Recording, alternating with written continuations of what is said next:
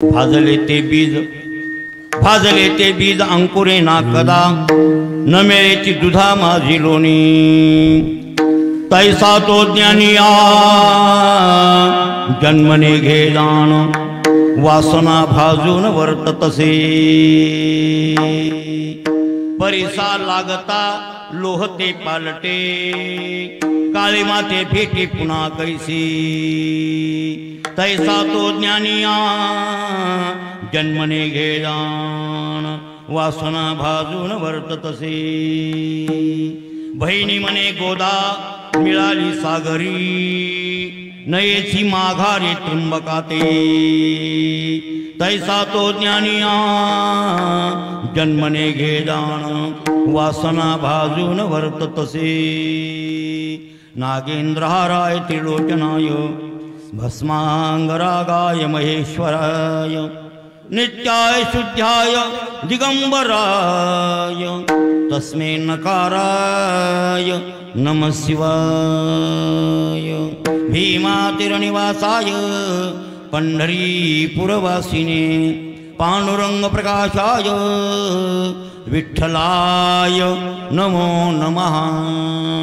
हनुमंताय महारुद्राय सीता विरह ज्वरनाशिने, नमोस्तु दास्य भक्ताय रामकथामृत प्रासिने।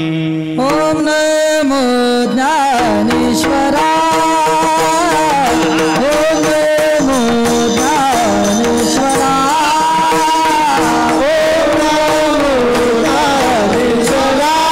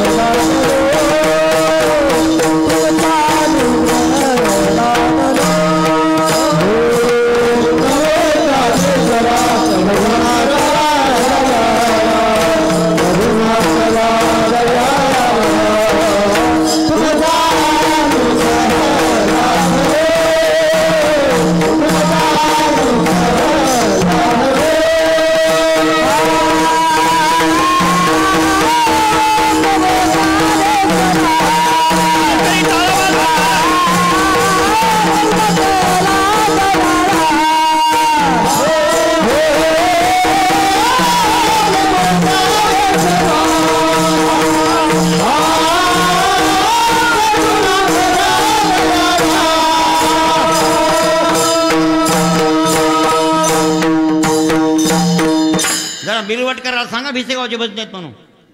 डोंगरातले नाहीत मिरवटातले, भिसेगावात राहतात ते।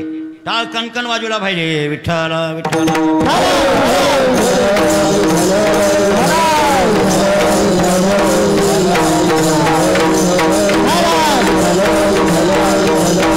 प्रमाण उचललं की पकवाजानं पकवाज वेदक वेगात, तेवढे जेवढ्या तेजातीनं उचललं का तेवढ्या तेजात पकवाज धरले पाहिजे, आणि तेवढ्या तेजात टाळ उचलले पाहिजे। विठ्ठला विठ्ठला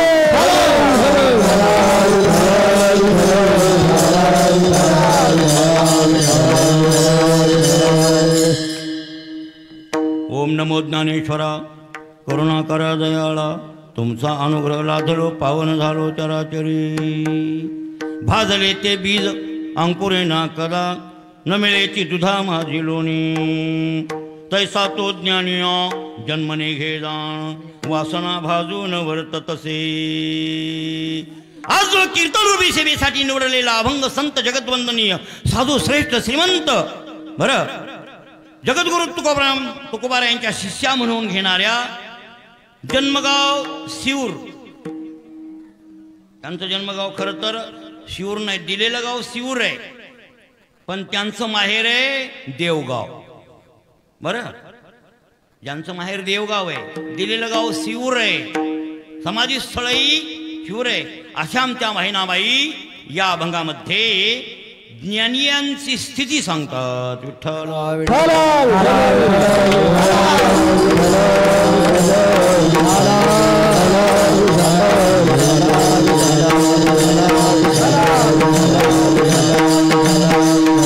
औरंगाबाद जिल्हा वैजापूर तालुका बर काय वैजापूर त्या गावात त्या वैजापूर तालुक्यामध्ये देवगाव नावाचं गाव आहे. आत्ता बी त्याचं नाव आहे देवगाव आणि ते रंगाऱ्याचं देवगाव म्हणतात.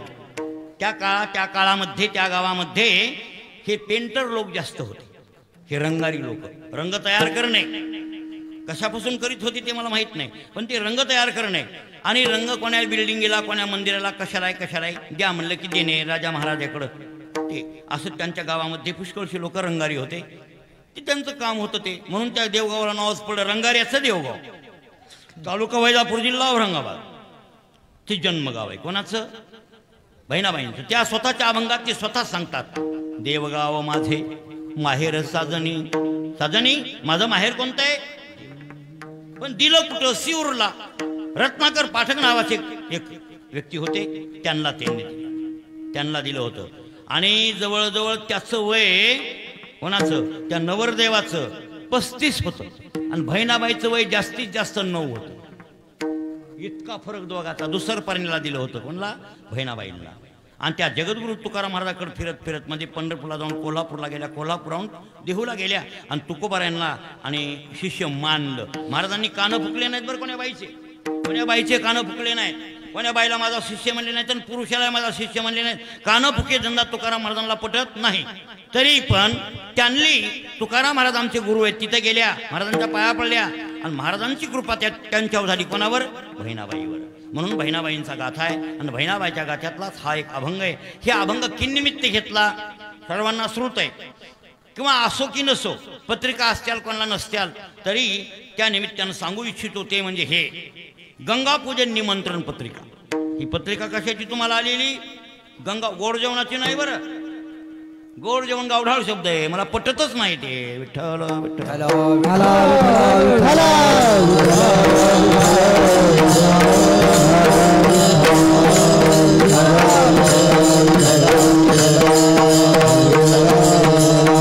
हे महिना मिस करून काय महिन्यापर्यंत मला करावं लागेल. बघा काय करावं. बरेच लोक महाराज महिना तुम्हीच करून द्या, मला कीर्तन करू काही करीत बसू पण करावं लागेल नावीला. ते संजू बी माझ्याकडे आला म्हणला महाराज मायना तुम्हीच करून द्या. अरे तुझी तू करते अवघड नाही. त्या पत्रिकावाल्याकडे मायना असतात ते फक्त मेलेली ती 3 गंगा पुन्हा तिथी टाकायची, मिठी टाकायची, तारीख टाकायची, संपलं.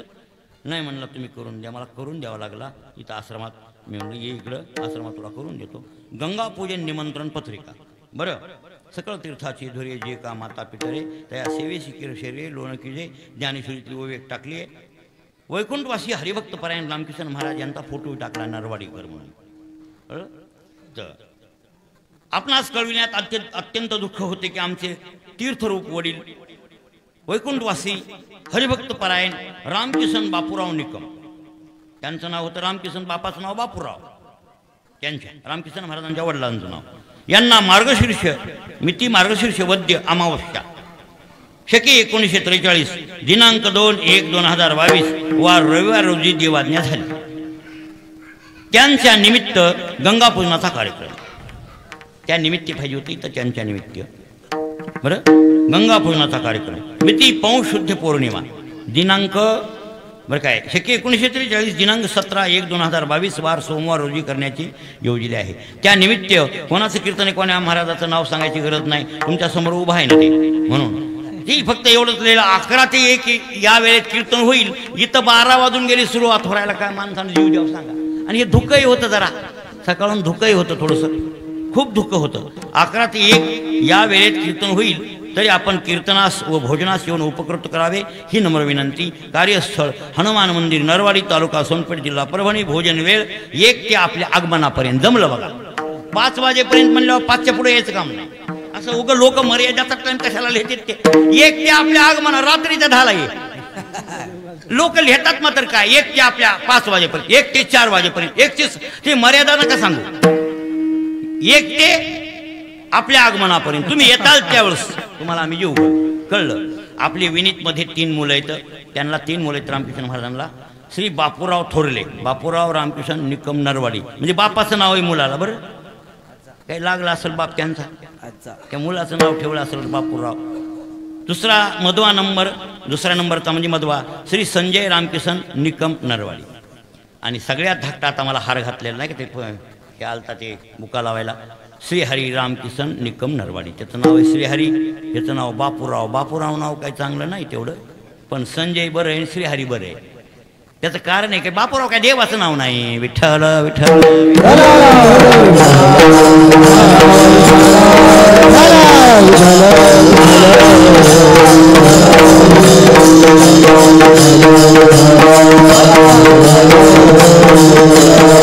व्यासांचा शिष्य संजय होता, त्याचं नाव बऱ्याच पुराणामध्ये ठिकठिकाणी येतं संजयचं.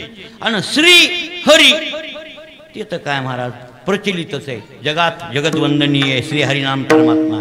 त्या परमात्म्याचंच नाव आहे श्रीहरी. धाकटं नाव आहे चांगलं आहे, मधवं नाव आहे बरं आहे. थोरलं नाव बापूराव म्हणजे वडिलासाठी ठेवावं लागलं असेल की वडील वारल्याच्या नंतर ते मुलगा जन्माला असेल त्यांना ते वडील लागले. पहिल्या काळात असं कोण बघायचे ते होतं. मग ठेवा नाव मुलाचं पाळण्यात घालून. मग कोणाचं ते बापाचं. मग बापाचं नाव ठेवलं, बापाच्या नावानं कसं बोलावं, मग बाबाचं बाबाच व्हायचे काय. दुसरं नाव कोणतं तरी टोपण, अण्णा तर अण्णाच व्हायचे, दादा तर दादाच व्हायचे. नाव दुसरंच असायचं आणि त्या प्रचलित नाव तेच व्हायचं जगामध्ये ते उच्चारल्यामुळं. बापाचं आवाजाचं कसं नाव घ्यावं असं लोक काही सासू सासरे विचार करत होते. बरं हो आमच्या चुलत्यात असंच झालं ते म्हणे की रामचंद्र नाव ठेवलं रामचंद्र. मग रामचंद्र नाव ठेवलं, पण सासऱ्याला रामचंद्र म्हणून कसं हाक मारावं आमच्या आजीला वाटायचं. म्हणून अण्णा ते रामचंद्र लपला आणि दप्तरी सगळीकडं अण्णासाहेबच झाले. सगळ्या जगात अण्णासाहेब नावानंच ओळखले गेले. ते रामचंद्र कोणी म्हणलत नाही. मला फक्त आजी सांगत होती याचं नाव रामचंद्र आहे, ह्या अण्णाचं नाव रामचंद्र आहे.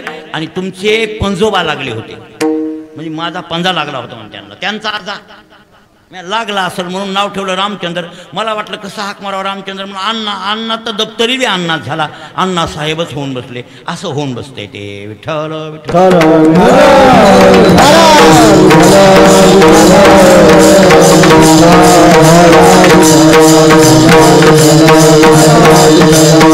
हरिभक्तपरायण रामकिशन महाराज निकम नरवाडीकर यांचा आणि आमचा संबंध जवळजवळ 10 वर्ष. तसं तर आतापर्यंत पैकी पण संगच राहत होते 10 वर्ष. बापूसाहेब महाराज पांडुळे, बापूजी म्हणून म्हणत होते. त्यांचं नाव नारायण होतं, पण त्यांना लोक बापूसाहेब म्हणत होते. मी बापूसाहेबच म्हणायचं, बापूजीच म्हणायचं. सगळं गावी बापूजी म्हणत होतं, म्हणून मी बापूजी म्हणत होतो. लोक म्हणतात तसं बोलावं लागतं की हो, जसे लोक म्हणतील तसं बोलावं लागते. बरोबर आहे की नाही. त्यांचं नाव नारायण. एक बार फोन केला मी त्यांना, मला माहीतच नाही नारायण नाव आहे म्हणून. हॅलो कोण बोलते, ते म्हणजे नारायण पांडुळे. मी म्हणलं फीस करो. बापूजीला लावला, नारायण पांडुळा कोणता निघाला, कोणा स्टॉक बंद केला फोन. मला ते दुसऱ्याला गेला फोन. ते काय बाई म्हणे उगच. पुन्हा ट्राय केला, तेच नंबर आपल्याकडे, तेच नंबर होता. पुन्हा ट्राय केला, पुन्हा लावला, पुन्हा मी नारायण पांडुळे बोलतो. मी कसं फीस काय रे बाई, मी जरा ठेवून अजून फीस काय रे म्हणलं, फोन दुसऱ्यालाच चाललाय. हो तिसऱ्या भार म्हणलं, पुन्हा आणखीन लावला.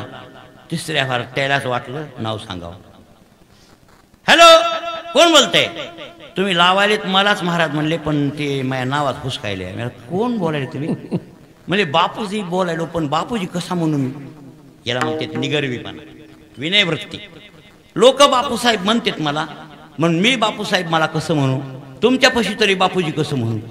म्हणून मला लाज वाटायली. मये ठेवलेलं नाव नारायण आहे, दप्तरी नाव नारायण आहे, म्हणून नारायण मिळालं. काय बापूजी आले म्हणे, 3-3 भऱ्या फोन करायला. मी नारायण म्हणलं की ठेवायलो, तुम्हाला कोण नाही होय.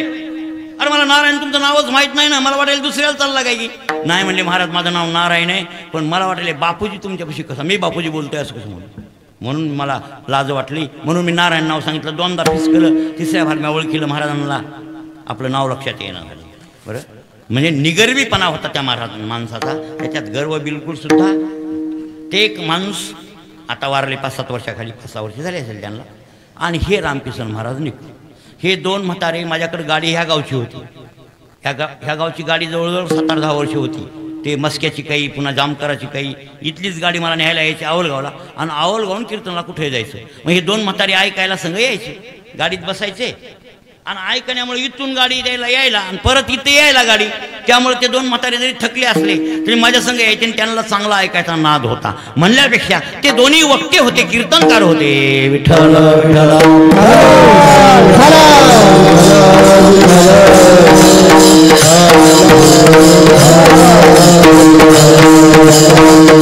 चांगलं कीर्तन त्यांना आवडत होतं, चांगलं कळत होतं. विचारसागर सुद्धा हे म्हातारं सांगत होतं व्यवस्थित, विचारसागर व्यवस्थित सांगत होतं. बरं कोणतं हे बापू, हे रामकृष्ण महाराज.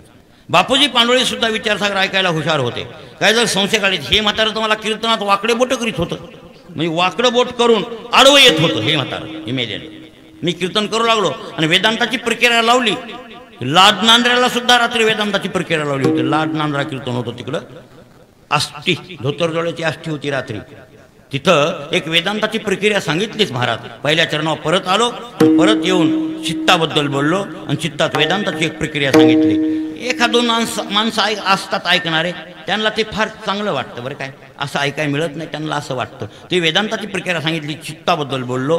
तशी एखादी वेदांतातली प्रक्रिया मी सांगू लागलो ना, तर हे रामकृष्ण महाराज मला आडवे येत होते. माहिती आहे, आडवे यायचे. पण जरी आडवा आले तर मी त्यांना कधी कोंडून बसलो नाही. मी म्हणत होतो, महाराज खऱ्या गुरुचा चेला असेल तर तुम्ही किती बी आडवे आलेत तर मी तुम्हाला रोखणार नाही. विठ्ठल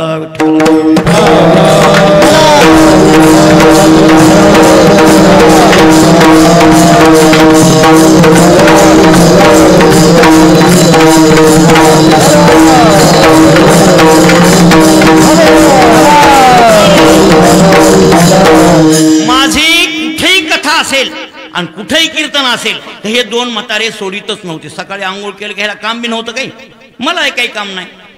जीप मध्ये बसायचे त्या मस्क्याच्या, आवळगावला यायचे. आवळगावातून कुठे जायचं, मला नेऊन सोडलं की इथं उतरायचे, किंवा इकडून आले तर इथं उतरायचे. असं त्यांनी 10 वर्षाची आमची संगती झाली आहे. म्हणून रामकृष्ण महाराज म्हणजे वेदांतात फार हुशार होते. आणि ते कोणाचे शिष्य आहेत? रंगनाथ गुरुजी परभणकरांचं श्रवण केले त्या लोकांनी. ते काय साधे की काय? रंगनाथ गुरुजी परभणी. ज्या वेळेला ते चातुर्मास्याला पंढरपुरात असायचे गुरुजी, रंगनाथ गुरुजी परभणीकर, त्या काळातली गोष्ट ही. पुन्हा तुमचे पंडित प्राण म्हणले जाते त्यांना, कोणते? भगवान शास्त्री धारूरकर. भगवान शास्त्री धारूरकर तर त्या काळातले पंडित प्राण. पंडित प्राण म्हणजे पंडितांचा प्राण. इतकी विद्वत्ता कोणाकडं? भगवान शास्त्री धारूरकर. ते भगवान शास्त्री धारूरकर, कंधारकर, दुंढा महाराज देगलूरकर, रंगनाथ गुरुजी परभणकर एकाच काळात चातुर्माशाला असायचे. विठ्ठल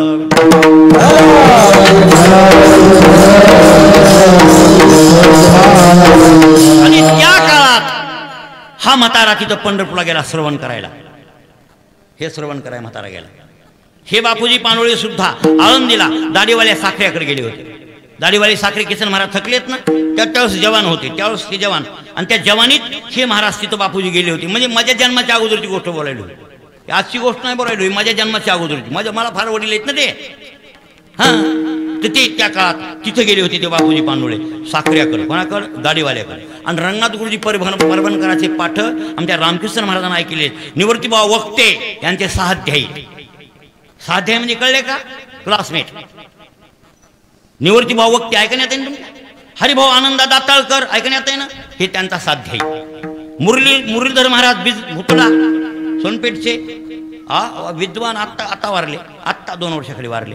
विद्वान होते, विद्वान, प्रकांड विद्वान होते. ब्रिजलाल भुतडा सोनपेठकर वारले. लोकांच्या इकडे ऐकण्यात असतील. ब्रिजलाल भुतडा सोनपेठला होते, मागच्या 10 वर्षाखाली ते वारलेले. ते यांचे साध्यायी लोक आहेत ते. हे सगळे वमनवार महाराज, विठ्ठल महाराज, हे सगळे ज्या काळात ते पंढरपूरला चातुर्माशामध्ये टिपणं करीत होते आणि गुरुजी सांगत होते, त्यावेळेला हे म्हातारं तिथं गेलं होतं. कुठं?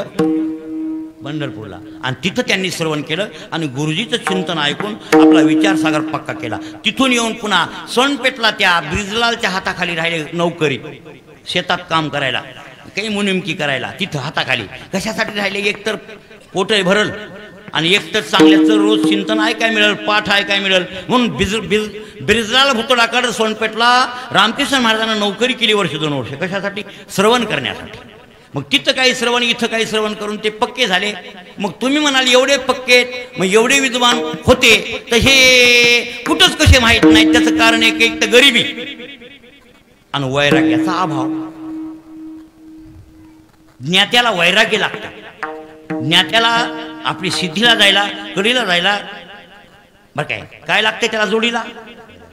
आणि भक्तीची सुद्धा ज्ञात्यानं कास सोडली ना, त्या ज्ञात्यानं भक्तीची कास आणि वैराग्याची कास जर नाही सोडली तर ज्ञाता जिंकला.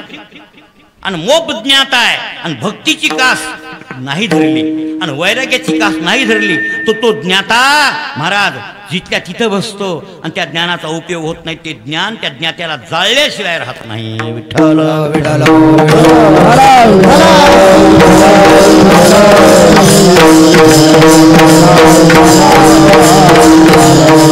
त्या दोन्ही म्हाताऱ्याला असाव तेवढी भक्ती नव्हती.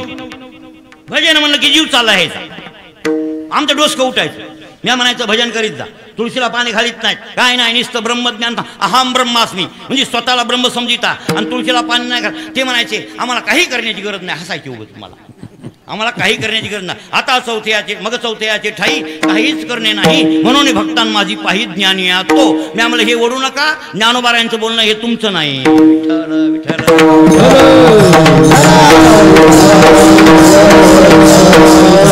जरा गरम झाल्यावर जरा विनोदात मला आडवं येतानी असं बोलायचं. हे काळ म्हातारं लय कडू होतं. हे काळ म्हातारं लय होतं दाड. हो चौथ्याचे ठाई काहीच करणे नाही. वा वा वा वा वा. मग आम्हाला आळंदीला पंढरीला जायची गरज नाही इथं. होय हो महाराज, तुम्हाला पुन्हा कळल मी मेल्यावर पुन्हा समाधीवर अभिषेक करताल म्हणत होते. म्हणजे जिथे आहे तर तुम्ही मला महात्मा म्हणणार नाहीत, मला ज्ञानेश्वर महाराजांसारखे स्थान देणार नाहीत, मला म्हणणार नाहीत, तुम्ही मानणार नाहीत तुम्ही, पण मी मेल्यावर माझ्या समाधीवर दही दूध घालताल म्हणत होतं. मला वाटेल घालावं काय की आता त्याच्या समाधीवर दही दूध घालावं काय की त्याची अपेक्षा होती. हसत होतं मला, विनोद करीत होतं. विनोद करायचा म्हणजे याचा अर्थ महाराज हिट्टेपणी कोणीच महाराजाला महाराज म्हणत नाहीत, मेल्यासच मानतात असं त्यांचं म्हणणं होतं. ते विनोदानं बोलायचे पण आम्हाला काही वाटत नव्हतं. आणि मी त्यांना खूप खूप एवढे म्हातारे होते पण कधी कधी एकेरीवर बोलत होतो, आरोतुर बोलत होतो. विठ्ठल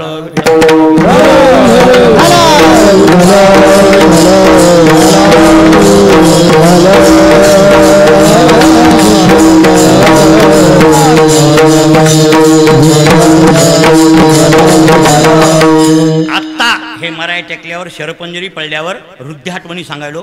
मी आळंदीला पावसाळ्यात गेलो ढाकणे मावतो हे घ्यायला, मूर्त्या घ्यायला. ह्याच्या गाडी ह्याचीच गाडी होती बसून, यांची मूर्तीन कळस घ्यायचा होता. मग हे मला नेलं.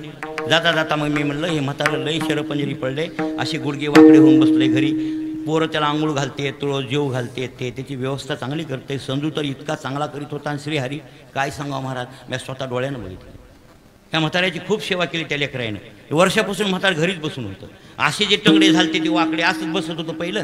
ते असं दुमटून जे बसलं तर दुमतलेले टंगडे निकाले नीट झालेच नाहीत त्याचे. असंच बसायचं, झोपायचं असं तसंच झोपायचं, मांडी घालूनच. कळलं अशी परिस्थिती कोणाची, ते प्रारब्ध. मग ढाकण्यावर संघावार गेलो. आता आळंदीच्या वारीला असं दोनदा गेलतो त्यांना बोलायला मरायच्या आधी. मग मी यांना म्हणलं ढाकणे मामा इथंच शिक्रापूरला बाजूला राहतेत, मला घर माहिती, मी इथं येतोय कोंडापूरला. हे गायकवाड नाही का भाई, हे गायकवाड ह्या गावाला कीर्तन करतो. ह्यांच्या गावाला रांजणगाव नाही का, रांजणगाव शिक्रापूर तिथं गाव आहे हे कोंडापुरी. त्या गावात कीर्तन असतात माझे, यांच्या घरीच उतरवतोय. आणि तिथून जवळच आहे म्हणलं, मला माहित आहे त्यांच्या माळ्यात आपण जाऊ. हे म्हातारं मरून जाईल, पुन्हा काय भेटावं आपण. गेलतो ढाकणे मग आम्ही शिवाजीराव ते पद्माकर ड्रायव्हर आम्ही सगळे गेलो. बोललो म्हाताऱ्याला. आम्ही गेल्यावर थोड्या वेळेला पाणी आलं. मला रडा काय झालंय, रडत नसते ज्ञात्यानं, फक्त मोह सोडा. हे मास्तरनीच ऐकले मोह डोसक्यात तुमच्या तीशी म्हणलो. मग आपलं बोलणं खरं असते, आपण बोलायला कधी भेट नाही. ह्या मास्तरनी चालू मोह आहे म्हणलं, हे डोसक्यातलं येळ काढून टाका, पोरायचं लेकरायचं आपलं आपलं उद्धाराचं बघा, जरा विचार करा आपला आपला. हे खोबळा सोडून द्या, हे खोबळा सोडून द्या. हे त्रास द्यायला आपल्याला, हे मांडी अशी वाकड्याला वाकडी आणि कवर ह्या खोबल्याच्या संगतीनं आपल्याला दुःख व्हायले ना. माणसाला जन्म आणि मरण किंवा सुख आणि दुःख भोगावं लागतं, त्याला कारणीभूत हे सोबती आहे. हे सोबती टाकून दिला, सुखदुःखाचा संबंध येत नाही. आणि सुखदुःख भोगायचं असेल तर हे सोबती लागते. मग हे सोबती टाकून दिल्यावर आपल्याला काय संबंध येईल असं मी बोललो. ते म्हणले हो महाराज पण प्रारब्ध. हुशार आहे म्हातारं. मी म्हणलं स्मृतिभ्रंश झाला असेल ना, म्हणजे बुद्धी जाग्यावर आहे काय. म्हणले हो हो. मग आपण ब्रह्मरूप आहेत ही आठवण जरा चित्तात असू द्या मरतानी, नाही तर आठवण जर ही विसरेल मी ब्रह्मरूप आहे ही आठवण जर मातीत गेली तर पुन्हा आणखीन जन्म मरण भोगावं लागते. विठ्ठल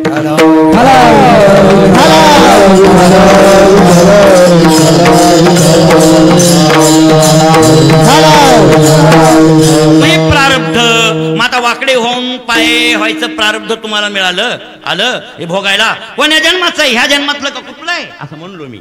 ते म्हणले नाही नाही पहिलं या. अरे वा, पहिले म्हणाले म्हातारं. मी नाही नाही ह्या जन्मात मला पाप झाले दिसते तुमचे. या काय केलं मी ह्या जन्मात पाप सांगा मला म्हणून लागले. बोललं म्हातारं चांगलं. जाता जाता एक थोडा आडवं बोट केलं मी आधी. मी महाराज जातो. जा म्हणले मला. आता भेट कुठं होईल तुमची वैकुंठात. तुम्ही पुढे जा, मी मागून येतो, आपण भेटू. ते म्हणले हो. मी चुकलं चुकलं कसं काय. मी सिद्ध भेटी हे कुठं बोंबलत गेली काय. तुमची ना आमची भेटी ब्रह्मस्वरूपाचा विचार केल्यावर ते भेट कधी बिघडती होय. सिद्ध बेटी विस्कुसे आयशिया भे. ज्ञानेश्वर महाराज सुद्धा चांगदेवाला भेटताना म्हणले सांगा या तुझे उद्देश आहे जीव भेटाव्या विस्कुसे परी सिद्ध भेटी विस्कुसे आयशिया भे. तुझी भेट व्हायला मला उल्हास वाटायला सांग्या, पण अशी भेट घ्यावी मड्याची तर सिद्ध भेटीला विस्कुसल म्हणजे बिघड पडल. त्यासाठी तुझी माझी भेट ब्रह्मस्वरूपात सारख्याला सारखी की रे. मी ब्रह्मन तूही ब्रह्म. या देहाचा विचार काढून टाक. आणि देहाचा विचार काढून टाकलास तर तू स्वरूपानं आणि मी स्वरूपानं एकच आहोत असं चांगदेवाला ज्ञानोबारांनी उपदेश केला. मग त्या रामकृष्ण महाराजाला हेच म्हणलो मी, आपली सिद्ध भेटी कुठं बिघडली. हनुमान तुमच्यापासून कुठं जात नाही, हनुमानापासून तुम्ही कुठं जात नाही. त्या मड्याला हनुमान म्हणू नका, स्वरूपाला म्हणा. आणि तुमच्या मड्याला मी रामकिसन म्हणत नाही, तुमच्या स्वरूपाला रामकिसन म्हणतो. या या आणि ते खरं आहे पुन्हा म्हणायले. मला अशी स्मृती ठेवा आणि अशी स्मृती ठेवून मरा, मग तुम्ही मुक्त व्हाल. तुम्हाला जन्म मरणाचं काम पडणार नाही. आणि यापेक्षा ह्या संकुचित आकारानं मड्याच्या आकारानं जर लहान वृत्ती केली तर तुम्हाला पुन्हा आणखीन जन्माला यावं लागल आणि पुन्हा आणखीन मरावं लागल. ही आठवण लक्षात ठेवा. असं बोललो आळंदीला जाताना बरं काय विचारा तुम्ही पोरायला. इवाई सुद्धा होते, त्यांना असं बोललो आणि आळंदीला निघून गेलो. विठ्ठल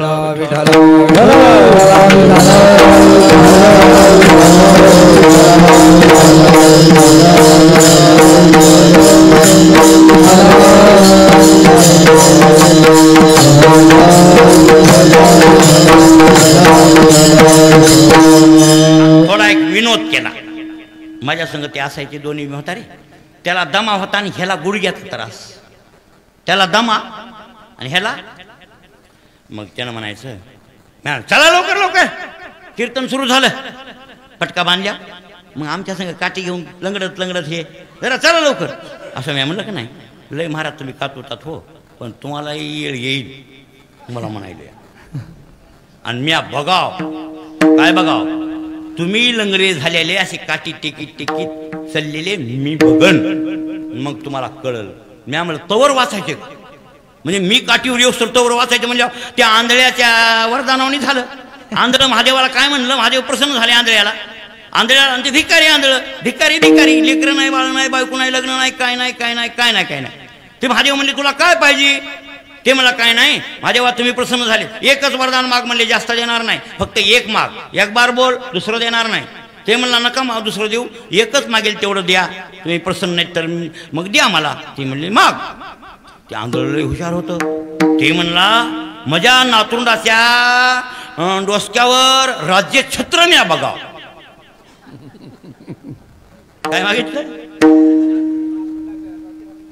काय बघाव, राजछत्र. म्हणजे ह्याला आधी डोळे द्यायचे, पुन्हा ह्याला बायको मिळायची, त्या बायकोला पोरग होणार, त्या बायकोच्या पोराला पुन्हा पोरग होणार, ते पुन्हा राजा होणार. आणि हे म्हातारं त्याला इतकुशातच इतकं मागितलं. तसं रामकृष्ण महाराज मला म्हणते तर की मी तुम्हाला लंगड झाल्याला मी बघाव. लय आयुष्य मागायले देवाला, मग आधी मरता तुम्ही घोर करून असं बोलत होतो आम्ही, असा विनोद करीत होतो. आणि मरणाचं भेव तर नाही वाटत. विठ्ठल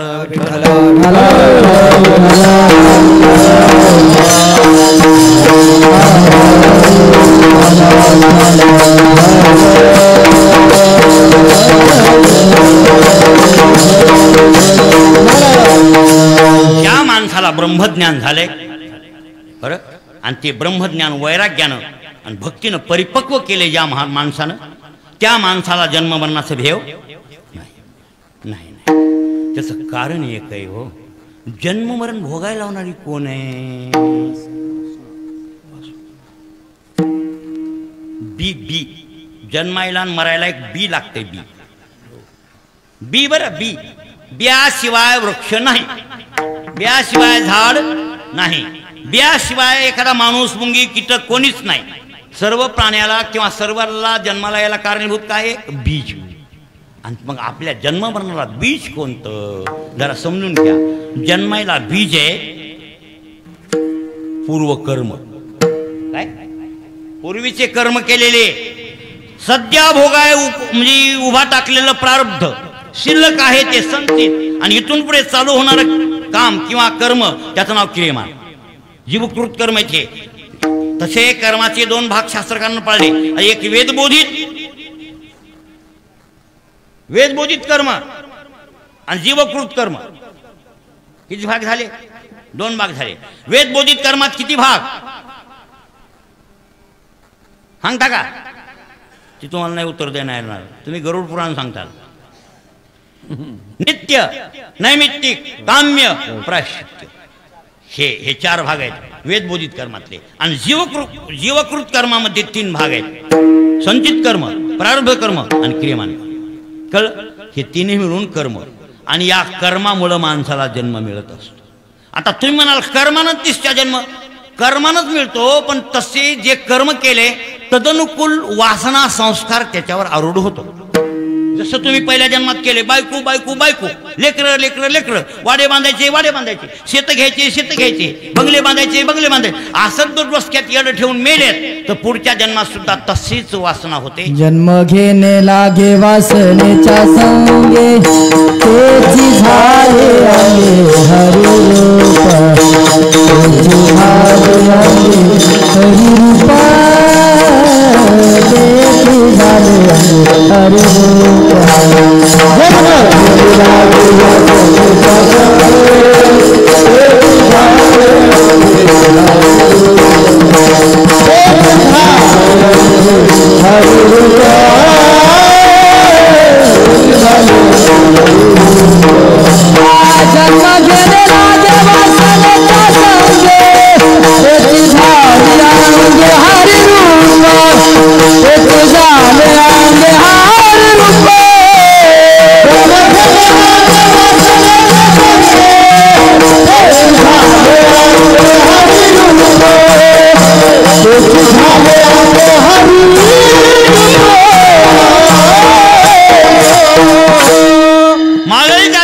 जे कर्म आहे आणि त्या कर्मानुसार तदनुसार किंवा तदनुकूल वासना तयार होते.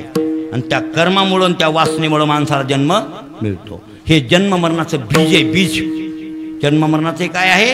बी. हे बी आहे. मग हे बी जोपर्यंत शिल्लक आहे तोपर्यंत जन्म मरण चुकतच नाही. असे रामदास स्वामी सुद्धा म्हणले, जीवा कर्मयोगी जन्म जन्म झाला, परी शेवटी काळमुखी निमाला. महाथोर थोर ते मृत्यू पंथेशी गेले, किती एक जन्मले आणि ते मेले. जीवाचा जन्म कशामुळे झाला? कर्मामुळं. निस्ती वासना नाही एकटी. वासना वासना वासना तर फाटा आहे, संस्कार आहे. कर्म मेन आहे. विठ्ठल विठ्ठल.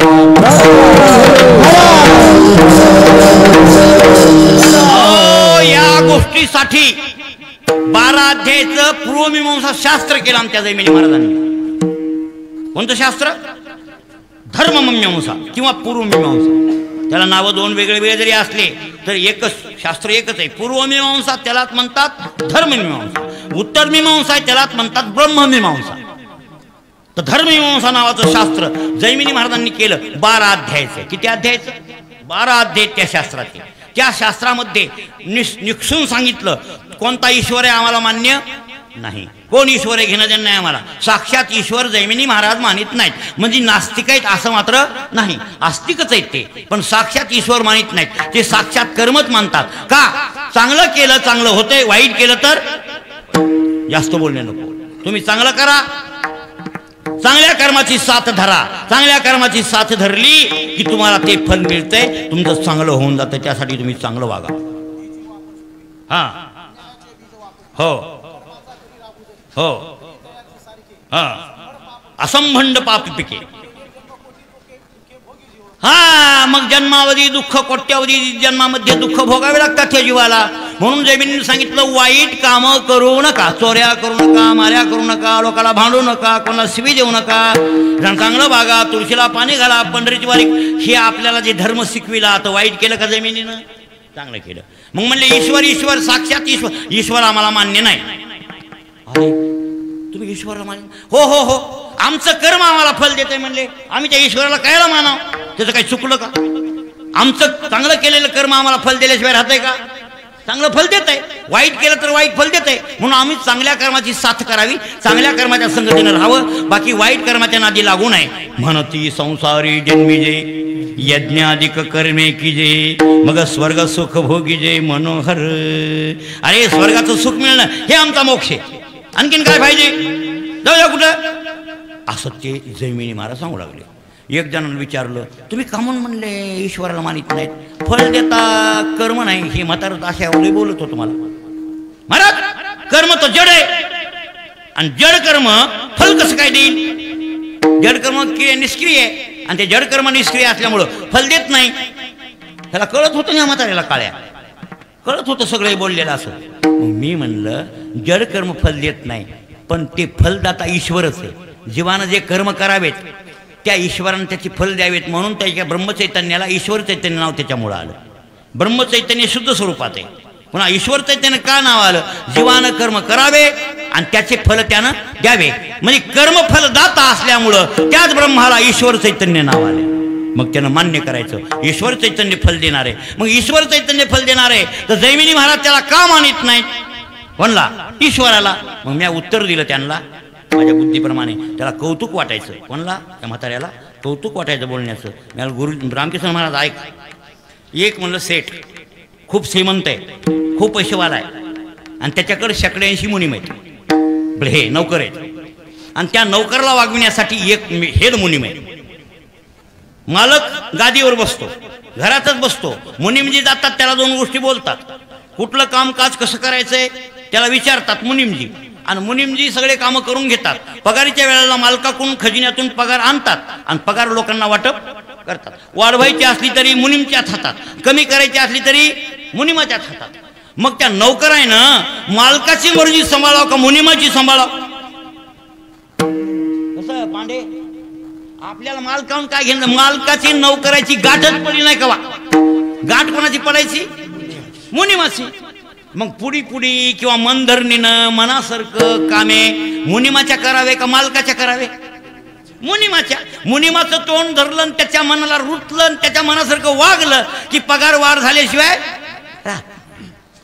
कळलं? मालकाचं आमचं घेणं देणं. लोक म्हणले पगार त्याचीच आहे की, अरे त्याची असू दे पण देणारा हे आम्हाला, आम्ही ह्यालाच पकडावं, त्याला पकडायची गरज नाही. तसं जैमिनी महाराजांचं म्हणणं आहे, आमचं कर्म चांगलं वागल्यावर चांगलं फल आम्हाला देते, आम्ही कर्माच्याच चांगल्या नादी लागाव, त्या ईश्वराचं आम्हाला घेणं देणं नाही, असं म्हणणं आहे ते जैमिनी महाराजांचं. विठ्ठल विठ्ठल.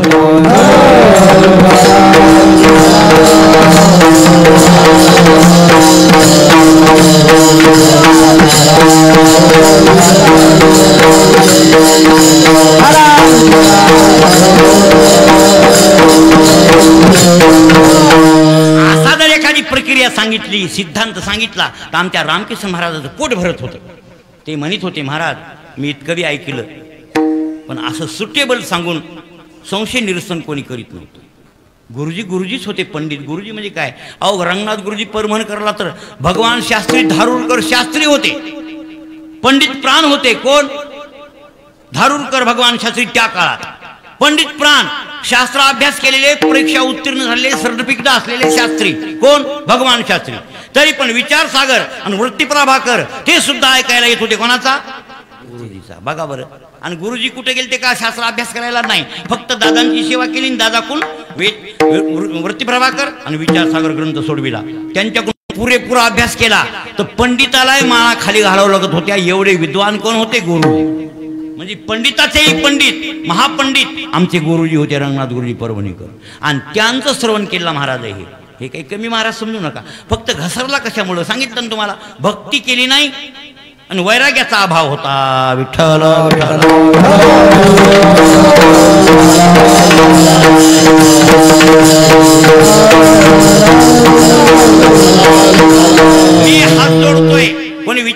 जरूर ऐका, ज्ञान जरूर पारंगत व्हा. ज्ञान तुमचा उद्धार करणार आहे. ज्ञानाशिवाय मोक्ष मिळत नाही हे सिद्धांत आहे. सर्व शास्त्र, वेद, शंकराचार्य, तुकाराम महाराजांसारखे सर्वच ओरडून सांगायलेत की ज्ञानेविना एके तो उपाय करशील जुती. ज्ञानापासून जितके उपाय करशील तितके फेल होतील. ज्ञानाशिवाय उद्धार नाही. तरी पण त्या ज्ञात्याला माझी कळकळीची विनंती आहे, ज्ञात्यानं भक्तीची कास सोडू नये आणि वैराग्याचा कासरा जाऊ द्यायचा नाही. वैराग्य आपल्या जवळ राव आणि भक्ती आपल्या जवळ राव. त्या ज्ञात्याचं कल्याण झाल्याशिवाय राहत नाही. विठ्ठल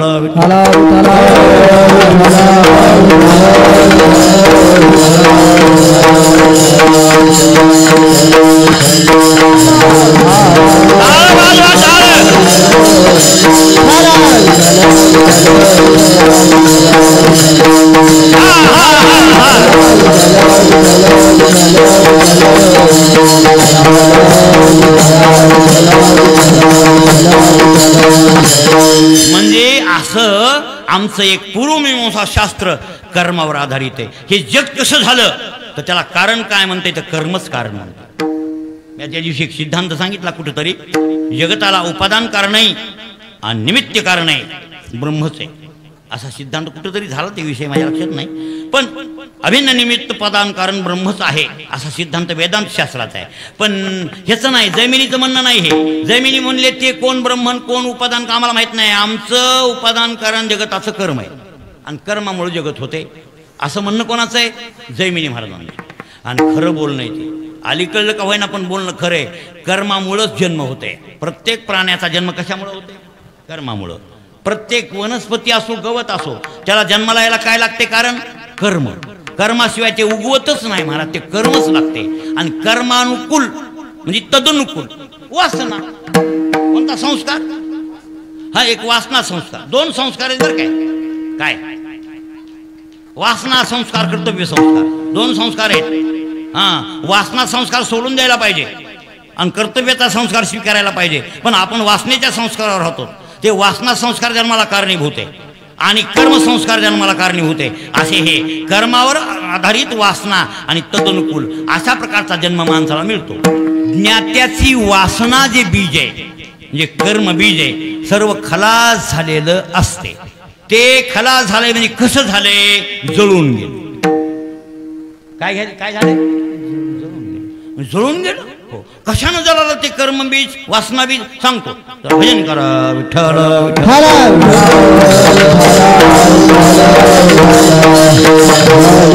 अरे ते बीज जळायला अग्नी पाहिजे ना. हो हो, अग्नीच लागला. हो, अग्नी लागला. आमच्या कर्म बीजाला ज्ञानोबाराय तुकाराम महाराजांची बात आहे बरं काही, रंगनाथ गुरुजी परभणकरापर्यंत. आम्ही म्हणजे आम्ही नाही बरं, आम्ही पामर आहेत, आम्ही बद्ध आहेत, आम्ही जीव कोटीतले, मुक्त कोटीतलं बोलायलो. हे तुकाराम महाराजांचं बोलणं, हे बहिणाबाईंचं बोलणं, हे रंगनाथ गुरुजींचं बोलणं. आमच्या कर्म वासना बीजाला आग लागली. आग लागली, हो लागते. भगवान कृष्ण परमात्मा अर्जुनाला तेच सांगतात, अर्जुना थापटाक वागा थापटाक. येथे ध्वंसी समित भोगनीर भस्मसात कुरुते अर्जुन ज्ञानाग्नि दग्ध कर्मान. काय भस्मसात कुरुते तथा. ज्याप्रमाणे एखाद्या लाकडाला अग्नी लागला आणि ती पेटलं, पेटल्यावर अग्नी त्या लाकडाला इंधनाला सगळं जाळून खाक करून टाकतो आणि अग्नी स्वरूप करतो. त्याप्रमाणे ज्ञानाचा अग्नी लागला की ज्ञात्याचे कर्म सगळे जळून जातात. भस्मसात कुरुते तथा येथे ध्वंसी समित धोकनीर.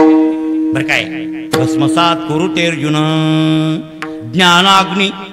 बर काय, सर्व कर्माना भस्मसात कुरुते तथा. ज्याप्रमाणे लाकडाला अग्नी जाळून टाकतो त्याप्रमाणे ज्ञानाचा अग्नी लागला तर त्या ज्ञात्यानं मागच्या जन्मात कोट्यावधी कर्म केले असले, त्या कर्माचं पेंडका असलं, भारा असला, कितीही कर्माचे गाठुडे असले तरी भस्मसात कुरुते तथा. त्याप्रमाणे ते सगळे कर्म भस्म होऊन जातात. मग कर्मच शिल्लक नाही तर आम्हाला जन्म कुठला शिल्लक आहे. जन्म मरण नाही.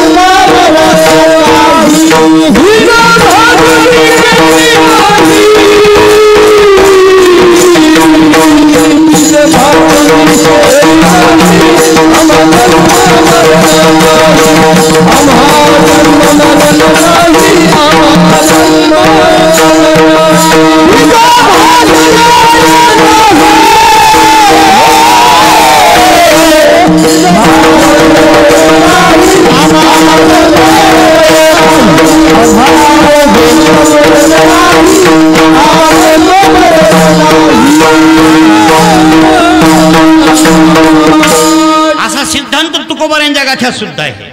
बीज भाजोनी केलेलाही भाजू नये का जाळू नये? नीट बघा बर नीट बघा घरी गेले. भाजू नये का जाळू नये मला संशय यायलाय. हो त्याच्यावर कीर्तन झालंय माझं सांगीला विठ्ठल विठ्ठल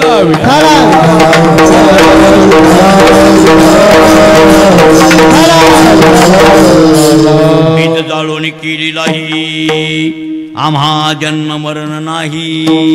साखरेचा नव्हे उस ताम्हा कैचा गर्भवास. कळलं? साखरेचा पुन्हा ऊस होतय का मागुता? त्याच्यावर ज्ञानोबारांची सुद्धा ओवी आहे. नाही नाही नाही साखरे थांबा गुप्ती बसा. तुम्ही बोलू नका. तुमच्याकडे मी मुंडकं केलं नाही. जिकडं बोट केलं जिकडं तोंड केलं तिकडल्यानं खरं तर बोललं पाहिजे. विठ्ठल विठ्ठल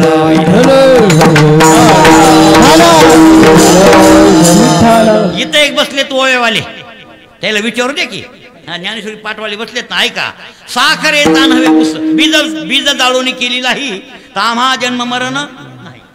आम्हाला ऐका आम्हा जन्म तुम्हाला काय असं मदतच मी बोलायलो तर हे दुसरंच बोलायले काय. बीज भाजवणी केली बीज जाळवणी केलेलाही ताम्हा जन्म मरण. ते म्हणले दृष्टांत दिला काय की साखरेचा नव्हे ऊस ताम्हा कैचा गर्भवास. बुद्धिमंत बर काय किती डोसकेबाद असला ऊसाची साखर होते पण साखऱ्या झाल्यावर पुन्हा ऊस होते काय? नाही होत नाही होत होतच नाही म्हटले बर काय. आता त्याबरोबर वा वा वा पाठावाले असंच जावे. पाठावाले बर काय धनांडे शेतात अवथांणारा माणूस आहे. तुमच्या रिकामा असल्यास आणखीन पाठ केला. हा बुद्धिमंतपणे करिता साखरेचा मागुता ऊस नव्हे पंडसुता झिया परी.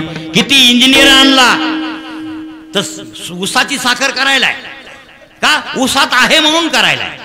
इंजिनियरनं हे कारखाना काढलाय ना. आणि याच्यात गाळलं ऊस घातला की काय पडायली साखर. ऊस इकडून ऊस घालायचा आणि तिकडं साखर व्हायली ती प्रक्रिया त्यानं केली इंजिनियरनं. त्याच इंजिनियरला म्हणावं आता ऊसाची साखर केली साखऱ्याचा आमच्या ऊस करून दे. त्याच्या बापाला नाही जमलं का? बुद्धिमंतपणे करिता साखरेचा मागुता ऊस नव्हे पंडुसुता जिया. त्याप्रमाणे एकदा का महात्मा ब्रह्मस्वरूप झाला तर पुन्हा जन्माला येत नाही का? तर त्याच्या जन्ममरणाचं बीज भाजलंय किंवा जाळलंय. अभंगाचं पहिलं चरण भाजले ते बीज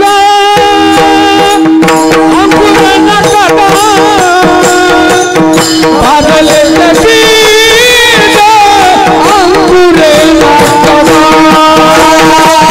भाजले ते बीज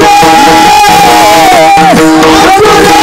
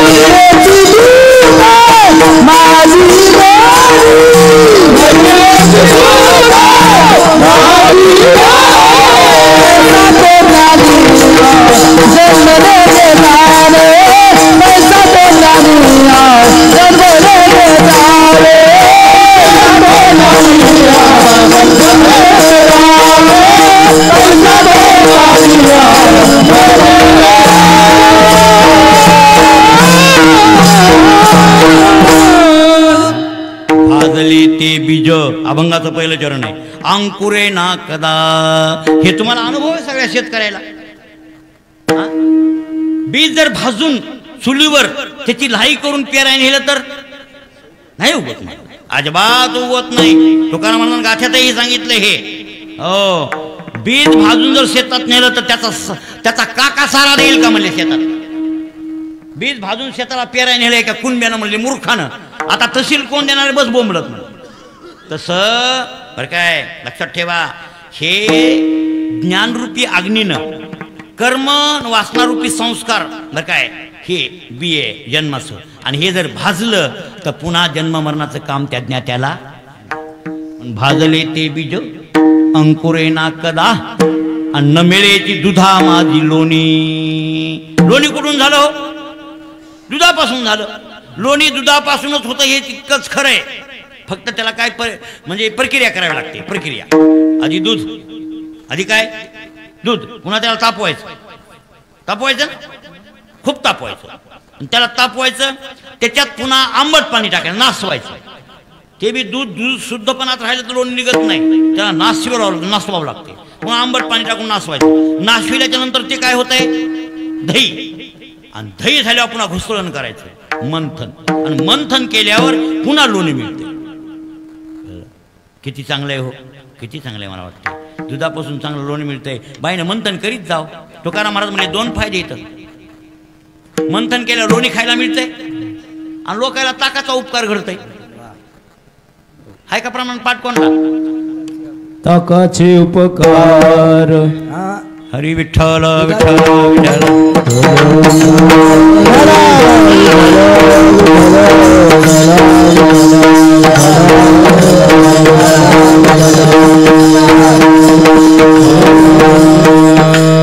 तुम्ही बी माझ्यासारखा गाता बकळभर घेऊन बसायला की हे कसं लक्षात येणार? गात्यात नाही का महाराजांच्या?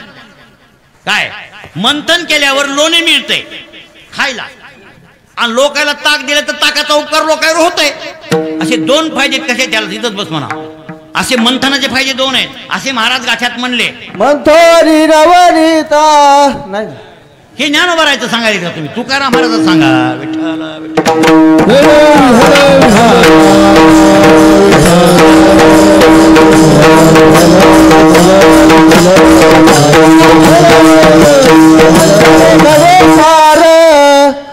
हा बरोबर आहे, बरोबर आहे. हा बरोबर आहे. आता बरोबर आहे, आता बरोबर आहे. अरे बरोबर होतं की मग म्हणा ना आता पुढे ये ना मला. अरे मंथने घडे सार आके घडे आके घडे उपकार ताके घडे उपकार मंथने घडे सार ताके घडे उपकार ताका घडे उपकार ताका घडे उपकार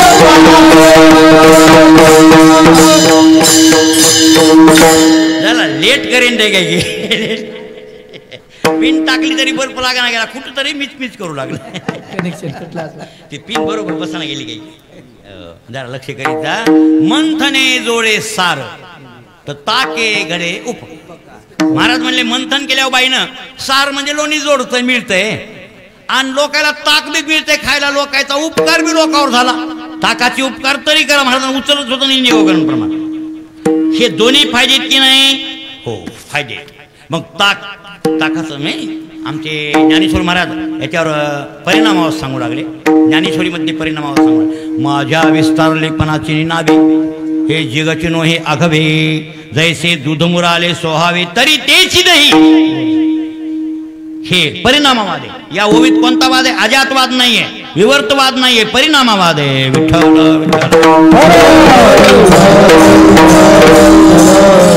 कोणता वाद आहे? परिणामवाद आहे. कोणती ओवी ही? बर हा हा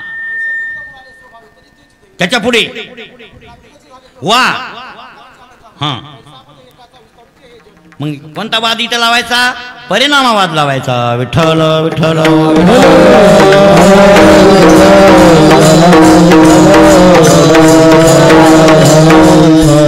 आता ठीक आहे. मग बाईनं घुसळून केलं, लोणी काढलं आणि ती बाई म्हणू लागली माय मांजर खातेलं आणि पुन्हा घरचे बी गाबडे लोणी काढलं की ठुईच ना. तर लोण्यावर लयच माझ्यासारखी लकलेले. मला लय लोणी आवडत आहे. बाईनं लकविलं आमच्या. बाईनं लहानपणी बच्चा होतो रई लावायची. महाराज काय सांगावं तुम्हाला, जास्त बोलणे नको. मांड्या इतका डेरा असायचा आमच्या आईचा, 2 घागऱ्याच्या तेवढं ताक निघत होतं. सगळे महाराष्ट्रातले लोक हे ते आमच्या घरी ताकाला यायचे. बाईला दुपारवर कामच ते भाकरी करायच्या कमी उठून ताक द्यायचे. मला बायला म्हणायचं कुठं आणायचं बाई हे? कोणाला म्हणायचं मराठीच्या बायला घे माय मधात जाऊन. आणि पण दुसऱ्या इतर बायाला बाईनं वाढायचं. पण ते उपकार म्हणून होत होता. घरी ताक खायला दही खायला. आज बरं काय, ज्या घरी ताक डेराभर लोकायला वाटते गल्लीत, त्या घरच्या बाया ताकाला भीक मागत हिंडायला. याला म्हणतात प्रारब्ध. याला काय म्हणतात? हे प्रारब्ध आहे. मग लहानपणी आईने रई लावायची. एवढा लोण्याचा गोळा इथं नाही भाऊ माहिती आहे असा लोण्याचा गोळा निघायचा हनुमान. मग मी आंघोळ झालेली असायची. खाय लोणी चटणी. मग शिळी भाकर रात्रची आणि मधात लोण्यात चटणी टाकून काय मस्त लागतंय म्हणतात की नाही. अरा लोणी चटणी झालं का मी उपवासच त्याच्यावर सोडतो. नुसतं लोणी चटणी भाकर झाली की जमलंच, काही लागत नाही आपल्याला दुसरं. इतकं लकलं ना ते खायला. असे लकले हो लोक, घरातले लोक लकले. मग बाई म्हणून लागली माय हे लोक लकले तर लोणी लईच खायला येतं, मधातच मिसळून टाकते कयात दुधात. जिथून निघाला तिथून तिच्या बापाला मिसळणार. किती डोसकेबाज असली, मंथन करून लोणी काढलं तिनं तर पुन्हा परत दुधात जात नाही. त्याप्रमाणे ज्ञात्याला ज्ञानाच्या अग्नीनं कर्म संस्कार वासना संस्कार जळाला आणि ज्ञाता ब्रह्मरूप झाला तर पुन्हा जन्माला येत नाही. कैसा तो ज्ञानी या जन्मने घे जाना. कैसा तो ज्ञानी या जन्मने घे जाना. कैसा तो ज्ञानी या जन्मने घे जाना.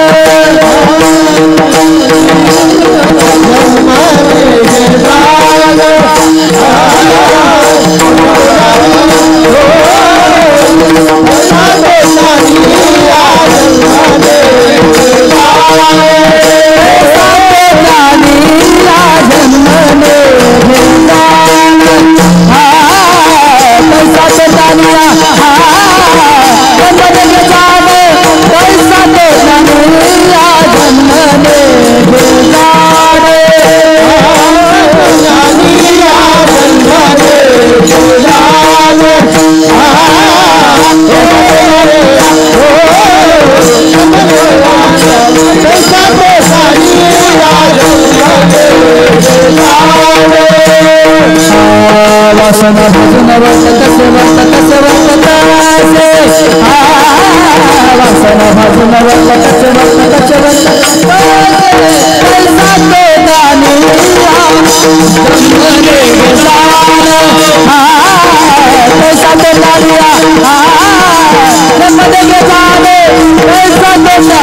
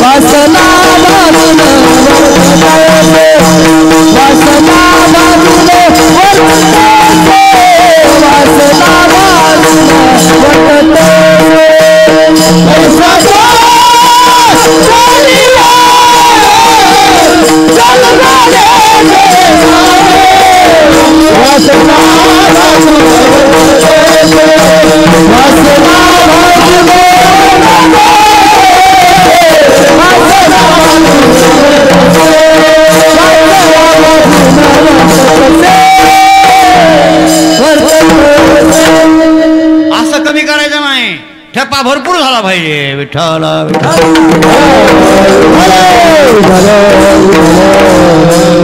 तुम्ही इतकुसाही ठेपा कमी केला की मला झटका बसल्याशिवाय राहत मग काय मी उग कसं उगं तुम्हाला मला ताल कळतंय भरपूर झालं बरोबर झालं हे सगळं कळतं. ताल कोणाचा गेलेला तवाच ओळखिनार स्वर गेला ओळखिनार आणि तुम्ही म्हणताल तुझा जात नाही का माझा सदाच जात आहे. मग तुम्ही म्हणताल तुला कळत नाही का कळतंय पण वळत नाही.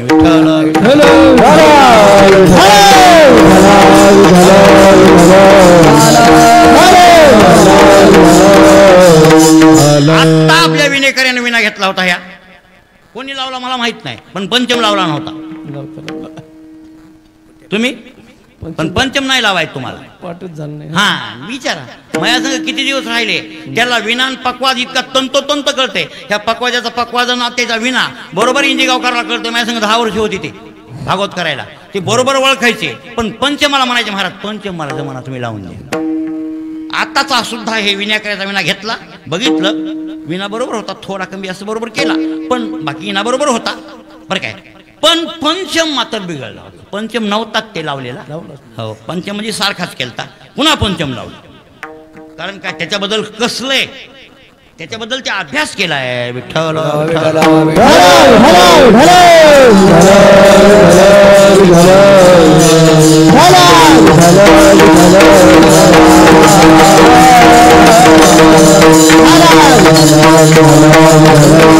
काय म्हणले प्रमाणामध्ये पहिल्या चरणामध्ये भाजले ते बीज अंकुरे ना कदा. भाजलेलं बी उगवत आहे का न मिळायची दुधा माझी लोणी. दुधात लोणी घुसतंय पुन्हा नाही घुसत. तैसा त्याप्रमाणे ज्ञानिया जन्मने घे जा. ज्ञात्याला पुन्हा जन्मायचं बी नाही त्याला मरायचं बी नाही. का वासना भाजून वर्ततसे. जन्माला कारण कर्मसंस्कार आहे आणि तदनुकूल वासना संस्कार आहे. हे दोन्ही संस्कार त्यानं भाजून टाकलेत. हो हे भाजून टाकलेत म्हणूनच ज्ञात्याला जन्म नाही. याच्यावर थोडीशी कथा सांगतो म्हणजे लोक बोर होणार नाही. आपलं जर असंच राहिलं तर 10 लोकायला कळतंय पण बाकीचे लोक म्हणते आजचं कीर्तन कसं न्यारच होतं बाबा. काय सांगा महाराज अवघड झाले बघा. मला तर वाटायले हो उगं एका जागेवर बसावून पाठ सांगावे कीर्तनाला बोंबलं थिनल्यापेक्षा काय आपला का धंदा नाही बाबा. काय उपयोग आहे होय. येड्या लोकांना येड्या महाराजाचं कळायला हसविणारा एक तर जास्तीत जास्त हसविणाऱ्या महाराज तर लय मोठा झाला त्याच्यासारखा तर कोणीच नाही. मग मोठा शिव्या देऊ काही करू मातीत जाऊ त्याला 50,000 मागू द्या किती देते. आणि दुसरा नंबर भक्तीतलं येडं फक्त भक्ती सांगते त्याला दुसरं काही कळत नाही. जरी सांगल तर कथा बिता सांगल त्याचाही लोकायला थोडंसं बरं वाटतंय पण वेदांत कळतच नाही. विठ्ठल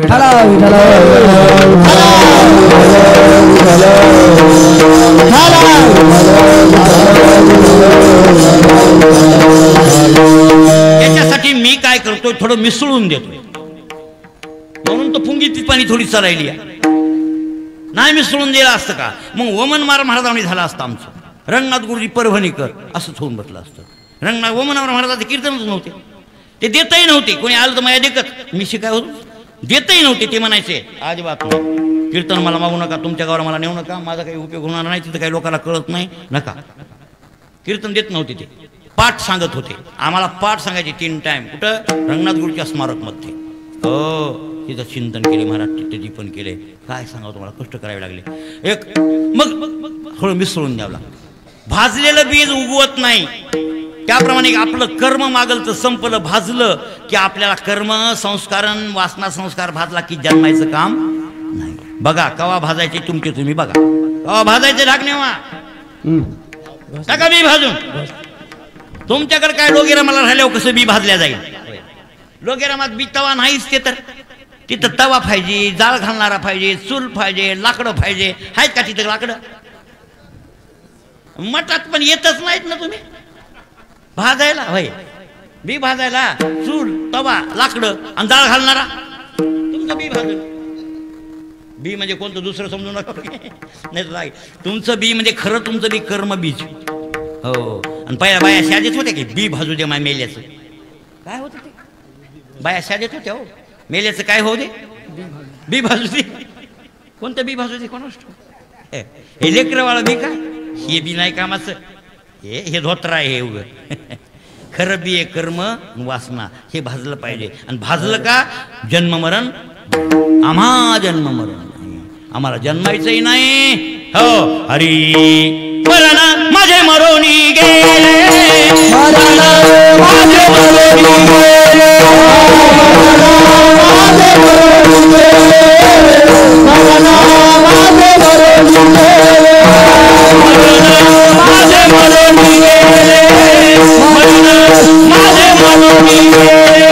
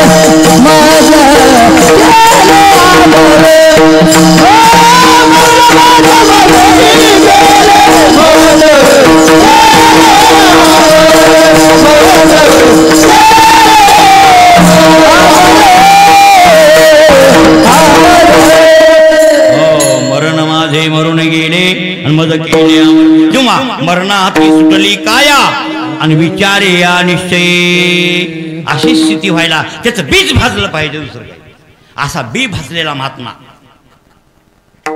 एक राजऋषी आत्ता 1100 वर्षापूर्वी होऊन गेले.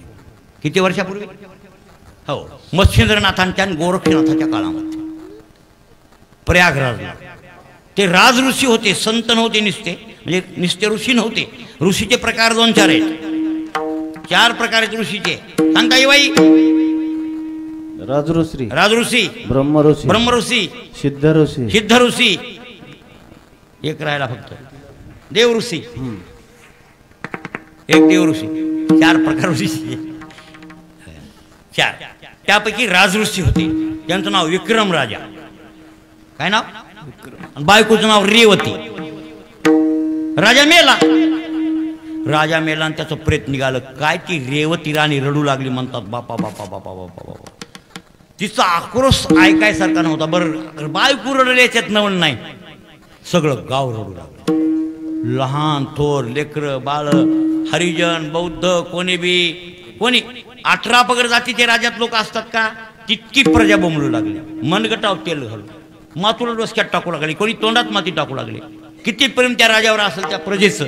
मला वाटतंय कमाल करावी महाराज. इतकं प्रजेनं रडावं बघा.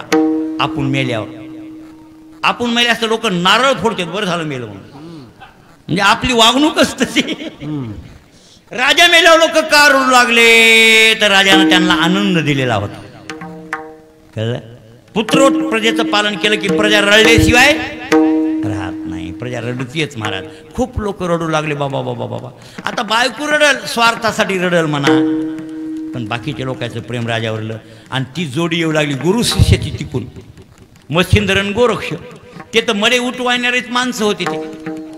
हो, खूप डॉक्टर आहे जगामध्ये, जित्याला नीट करणारे, पण मेलेला जित्त करणारे डॉक्टर आणखीन जन्माला नाही. आणि ते फक्त ज्ञानोबा आहे, मच्छिंद्रनाथ असे म्हणतात. मेलेले मोडे तिथं न्यायचे आणि त्यांना जिवंत करायचे, ही शक्ती त्यांच्याकडे. योगी लोक आहेत ते, योगी आहेत महाराज. ते राजा मेला आणि ही जोडी तिकून आली गुरु शिष्याची. त्या लोकांचं रडणं मच्छिंद्रनाथाला आणि गोरक्षनाथाला नाही देखवलं नाही महाराज. लोक म्हणतात ना, पहा किती बी ज्ञाता असू द्या, लोक खरेच कळकळीनं रडू लागले का आपलं अंतकरण दरवल्याशिवाय राहत नाही. त्याचं कारण आहे काय हो, त्यांचं अंतकरण ज्याचं ज्या वस्तूचं बनलंय तेच वस्तूचं आमचंही बनलंय ना हो. कळलं का? परवाला झालं हो, एक पोरग मेले आमच्या गावामध्ये धडक लागून. तुम्हाला ऐकण्यात आलं असेल सगळ्याला, धडकलं. हे कवळं लेकरू होतं, 10-15 वर्षाचं, 20 एक बिन लग्नाचं लेकरू वयाला आलेलं. त्याचा बाप रडू लागला. मी घरी होतो अनिशात, मी लवकर आवरली वाई तर माती करून जाऊ. नाही लवकर आवरलं तर आपल्याला राहता येणार नाही, आपल्याला भावताला जावं लागणार आणि पोरायला पाठवा. पण लवकर आवरलं सुदैवाने, गेलो मातीला. मातीला गेल्यावर त्याचा बाप मला दिसल्यावर रडू लागला. महाराज आमचा बंट्या का पिंट्या काय नाव त्या पोरात मला काय माहित होते, बंट्या गेला म्हणून त्याला लई शोक झाला. कोणला? त्या बापाला. आता माय बापाला शोक होणारच नाही. जिचे पिढे बाळ तर प्राण तेचा विकळ, व्याकुळ म्हणे जाऊ नका, विकळ. हां, नीट वाचित नाही आता अशी काही बोलते ते, व्याकुळ विकळ. बरं महाराज ते तळमळ. आता ते रडलं महाराज म्हणून की माझं अंतकरण तुटलं ना, तुटलं, डोळ्याला पाणी आलं. मी रडू नको माझी घर झालं. झालेली गोष्ट येत नसते. आपल्या ज्ञानदृष्टीने हे मिथ्या आहे, हे खोटा बाजार आहे. तरी पण संसारिकाच्या दृष्टीनं खरं आहे ना महाराज. त्याचं पोटचं लेकरू मेलं ना. संसार दृष्टिकोनातून जर तिकडून दृष्टी केली संसाराकडं तर किती हानी झाली त्याची हो, किती वाटोळ झालं त्याचं. बरोबर आहे. तेवढी हानी कशानं बुजल आता. हे जन्माला जाणार संगत ते आता, हे दुःख त्या मायबाबाचं. बरोबर आहे. सांसारिक दृष्टिकोनाने हे हानी आहे, पण ज्ञानदृष्टीने जरी खोटं असलं तर सांसारिक दृष्टिकोनातून खरं आहे. आणि त्या ते लोक रडू लागले आपल्याला रडू आल्याशिवाय. मग मच्छिंद्र गोरख तिकून येऊ लागले, त्यांच्या डोळ्याला पाणी. गोरक्षा मच्छिंद्रनाथ काय जनता रडायली, काय राजाने केलं असेल भाई लोकांसाठी असं. ते म्हणजे काय केलं किंवा कोणाला शॉक गुरु महाराज. पण राजासाठी लईच लोक रडायलीत, म्हणजे जीव तोडून आणि मरत निघाले. मग मच्छिंद्राला गोरक्ष काय म्हणते, महाराज ह्याला उठवाच. इतक्या लोकायला हसू येईल बघा. लोक रडायले थांबतील, ती बायको सगळं जग आनंदी होईल, त्याला जिवंतच करा. गोरक्षाने विनंती केली. त्याला माहित होतं आपल्या गुरुपशी संजीवनी आहे आणि महाराजापाशी काही कमी नाही. ह्याच्याकडे बी होती ना ती, त्याला शिकविल ती ना. पण गुरुला म्हणून लागला उठवा. गुरु म्हणले मी अर्धा घंटा झाला हे विचार करायलो, पण ह्या राजाला जिद्द नाही करता येत का तुला माहित नाही. ह्या राजाचं कर्माचं बी शिल्लक नाही. मी निश्चित ओळखलं हे.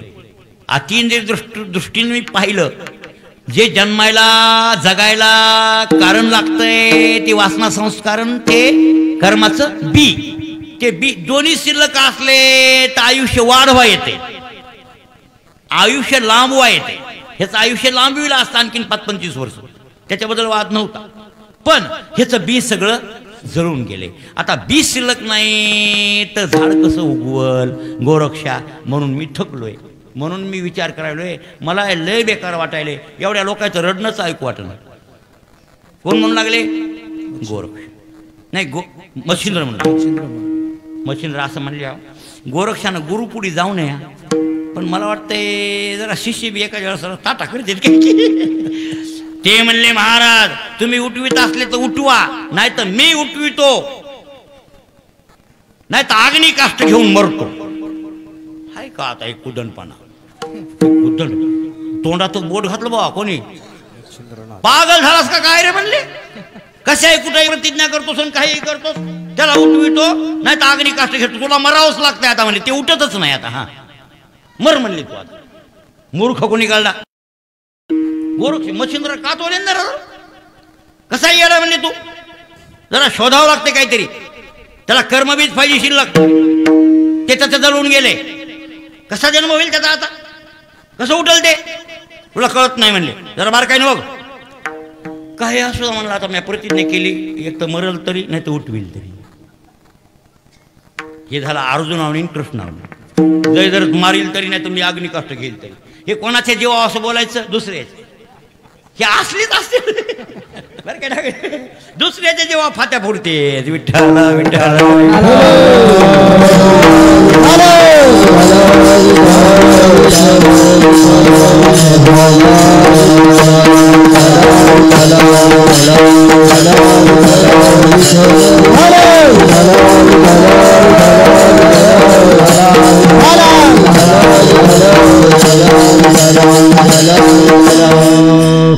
मच्छिंद्रांना जराशी परीक्षा पाहिली. उठव उठव त्याला. मग बेजार झालं. जमाना मला बी नाही ना. बी गेले जळून. किती बी शेतकरी हुशार असला भाजलेलं बी म्हणला मी उगवितोच म्हणल्या जमतंय भाई. या खट टाकतो गायचं गोमूत्र दुनिया टाक. उगवतच नाही. बोंबलायला भाजलं येते कदा. भाजलं येते बीज काय अंकुर आहे ना कदा उगवतच नाही म्हटलं. गोरक्षानं मोप केली प्रयत्न नाही जमलं. मग लाकडं गोळा करायला आणायला लाकडं. ते नाही आणून दिली. लाकडं आणले तर आता पेटवायचे आणि मधात उडी टाकायची. त्याला पक्क माहिती आहे आपल्याला गुरु मरू देत नाही. लाकडं फकडं पेटविले आणि मग मच्छिंद्रनाथ म्हणले थांब, मूर्खासारखं करू नको, त्याच्यासाठी तू मरू नको. मग महाराज आता मैत जबान गेली म्हणले. लोक लईच रडायले, तो मला देखवत ना झाले. मग तुला देखवणात आता एक करावं लागते म्हणले. काय करावं लागते म्हणले? मधात मला शिरावं लागते आणि मी मरणार, ही मड होणार मये. माझ्या मड्याला 12 वर्ष सांभाळतोस का? मी त्याच्या मड्यात जाऊन सगळे राजकारण हे ते सगळं काम करतो. त्या राणीला सुख देतो, दुनियाला सुख देतो, सगळ्या जनतेला सुख देतो. 12 वर्ष मये प्रेत सांभाळ. याला म्हणतात परकाया प्रवेशन. दुसऱ्याच्या शरीरात शिरता येते. मी योगी आहे. तू मै मड सांभाळतोस ना? ते मला सांभाळतो महाराज. तू हे मरण वाचल म्हणले. मी मरल 12 वर्षे पण एक जागेवर चांगलं सांभाळ आणि मी त्याच्यात प्रवेश करून सगळे कामं करतो. ते नाही मान्य केलं गोरक्षानं. मरता मरता वाचलं ते बी. महाराज मच्छिंद्रानं लागलीच देह ठेवलं. बघा आपला देह टाकून दिला, हे खोबळा टाकून दिला आणि वासना संस्कार जे असतं ना त्याला म्हणतात जीव स्वरूप. त्या जीव स्वरूपानं त्याच्या शिरले. कशात? त्या प्रेतात लागले. मधा शिरले मच्छिंद्र की ते हल्लं. त्या हल्लं की लगेच लोक म्हणले अरे राजाजी जिता झाला, राजा जिता झाला, राजा जिता झाला. हा हो. डोळे उघडले. राजा बोलू लागला सोडा म्हणून. वा वा वा. राणीला आनंद. माझ्या नवरा मेलेला उठला. काय कुकू पक्क आहे काय पक्क असं. तिला सगळी जनता खुश झाली. कोणी पेढे वाटायले, कोणी काय करायले, कोणी जितवण करायले. जितवण म्हणजे पुनर्जन्म झाला म्हणून काय कार्यक्रम ठेवले लोकांना. राजा राजकारण करू लागला. राज्य त्या रेवती राणी संग संसार हे ते सगळ्या गोष्टी सगळं महाराज इकडं तिकडं चालू आहे. पण इकडं मच्छिंद्राचं प्रेत सांभाळायची पाळी आली कोणला? गोरक्षे जंगलामध्ये एक तिथंच गेले ते मड घेऊन. एक मंदिर होतं महादेवाचं आणि त्या महादेवाच्या मंदिरात जाऊन एका गुरुणीला बोलले. गुरुवीन पुजारी बाई इथे एकांत स्थळी चांगली जागा आहे का? तू कोणला म्हणू? ती म्हणली नाही महाराज मी मोठा योगी बरं. कोणाला सांगितलं असतं तू राग करून टाकी. मला जागा एखादी चांगली दाखव. ती म्हणली ह्या मंदिराच्या खाली एक भुयार आहे. एक ते भुयारात कवाड आहे.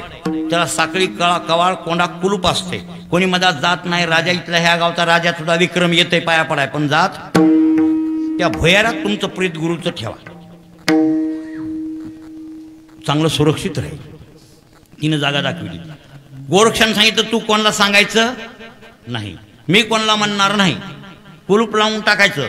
मधात कोणाला जाऊ द्यायचं नाही. तू फक्त ह्या कवाडाकडे बघत जाय. ठीक आहे. मधात ठेवलं ते प्रेत. कोणतं केमिकल वापरलं अंबाजोगाईच्या दवाखान्यातले मला माहीत नाही, पण मड्यानं नासू नये, विटू नये, खराब होऊ नये असं गोरक्षानं केलं. आता त्याच्यावर त्या मंत्रात काय केमिकल होतं का काय औषधं होते हे आपल्याला काय कळलं. त्या योग्याचं डॉक्टरच्या दवाखान्याला मेळ लागणार नाही हे योग्याचं. आता इतरांना काय मेळ लागल. ते मड नाही खराब झालं पाहिजे 12 वर्ष अशी व्यवस्था कोणी केली. गोरक्षनाथानं ते कुलपाट ठेवलं आणि बाईला सांगितलं बरं काय कोणाला सांगायचं नाही, फक्त लक्ष ठेवायचं, कोणाला म्हणू नको. आता मी इथं बसून राहिल्यापेक्षा जरा बद्रीनारायण, केदारनाथ, गंगोत्री, यमुनोत्री, द्वारका यात्रा करून येतो. घुमता साधू भला, एका जागेवर राहणारा साधू मुर्दाड. बरं काय सोबत काका, एका जागेवर राहणारा साधू मुर्दाड, हिंडणारा घुमता साधू भला, भता पाणी भला. साधूनं फिरत राहिलं पाहिजे. मी यात्रा करून येतो 12 वर्षाला. तो मड सांभाळ. ती म्हणली बरं. ही गेली यात्रा करायला. मथीर नाशिकलेत कुठं त्या त्रिविक्रमराजाच्या देहात. ती रेवती राणी ते त्रिविक्रम राजा पाया पडाय महादेवाच्या येत होते. कशामुळे माहिती आहे का, त्या राजाला माहित होतं आपलं मड इथं ठेवलंय गोरक्षानं. ते बघण्यामुळे येत होता. रोज महादेवाच्या पाया पडायचं आणि उगच खोलीकडे बघायचं, कुलूप हाय हा पक्क आहे असं त्या राजाचं आणि राणीचं रोज दर्शन व्हायचं. रोज आपलं दर्शनाला नेमानं ते नवरा बायको यायचे. नवरा नव्हता ते मच्छिंद्र होता. मडग कोणाचं आहे, राजाचं आहे. आणि चैतन्य कोणाचं आहे, हा मच्छिंद्रनाथाचा. असा जोड लागला होता. ते त्या येडीला काय कळल. येडीला कळतंय काय, कळत नाही येडीला. एके दिवशी पूजा करताना महादेवाची ती राणी देवाला म्हणू लागली, भगवान शंकरा असंच माझं सौभाग्य टिकून राहू दे. पुन्हा मेलेला नवरा माया उठला, असाच माझ्या नवरा जिवंत राहावा, मी सौभाग्यानं मरावी. मागणी मागायली कोणला, महादेवाला. ती गुरुवीन हसली. तिला हसूच आवरलं नाही हो. कोणला, गुरुविनीला. ती गुरुवीन हसल्यावर राणीला संशय आला, ही काहून हसली असं. तिनं दुमाच काढला, तू का म्हणून हसलीस. काम नाही, उगच उगच नाही, खरं सांग तू का हसलीस. नाही उगच उगच नाही, तुला बघ मी दंड करणार आहे, खरं खरं सांग मी काही करणार नाही, कोणाला म्हणणार नाही. तिनं मग एका तास सांगितलं, राजाला म्हणू नका, कोणाला म्हणू नका, कोणालाच म्हणू नका, मी कानात सांगते ऐकून घ्या. मला तुमचं हसू आलं. कशाच हसू आलं. मग तुमचे मालक ज्यावेळेस मेले त्याच वेळेस मेले. आता जे मालकाच्या शरीरात प्रवेशलंय का ते मच्छिंद्रनाथाचं शरीर चैतन्य आहे आणि गोरक्षनाथानं मच्छिंद्राचं मड इथं ठेवले. तुम्ही तवाच विधिव्या झालात आणि आता म्हणतात की मी सौभाग्यवती कर. कशी सौभाग्यवती तुम्ही, तुम्ही विधवाच आहे. हा असंही काय. मग तुमचा नवरा उठला, उगच उठला, ते महाराज शिरलाय नवऱ्यात. हा आता हे पुन्हा कवाय मरणारच, महाराज निघून जाणार, मी विधवा होणार. या फिकिरीनं त्या राणीनं नौकर लावून मारेकरी लावून ते कुलूप फोडून ते मड नेऊन त्याचे तीळ तीळ तुकडे करून टाकले. हे धिंगाणा करून टाकला देवती राणी. कळलं काय परेशानी ही आता. बरं काय आता आता गुरुविनीला वाटू लागलं ते दुसरा महाराज आल्यावर काय होतंय की. आता हे उठत नाही महाराज, आता हे ते तुकडे झाले शरीराचे, आता काय उठते. पण दुसरा महाराज आल्यावर काय होत कोणास ठाऊक, मला का होते की. झाले 12 वर्षे बघत बघत आले गोरक्षनाथ. बघितलं कुलूप उघडा, कुलूप उघडलं, मधात मड नाही. मला काय झालं सांग खरं. तिनं सांगितलं मला दट्टा बसला, त्या राणीनं असं असं केलं, मारेकरी लावले, ते मड्याचे तिळ तुकडे केले टाकलेत. कुठे टाकलेत, त्या जंगलात टाकलेत. ते हुडकून आणले, ते महादेवाला तुकडे नेले ते कैलासाला. तिथून थोडे तुकडे मिळवून त्या मड्याला संजीवन करून 12 वर्षानंतर पुन्हा मच्छिंद्र या शरीरात आले. आणि 12 वर्ष राहिली होती का त्या विक्रमराजाच्या शरीरात. त्या राणीपासून एक पोरग झाले, त्याचं नाव आहे धर्मनाथ.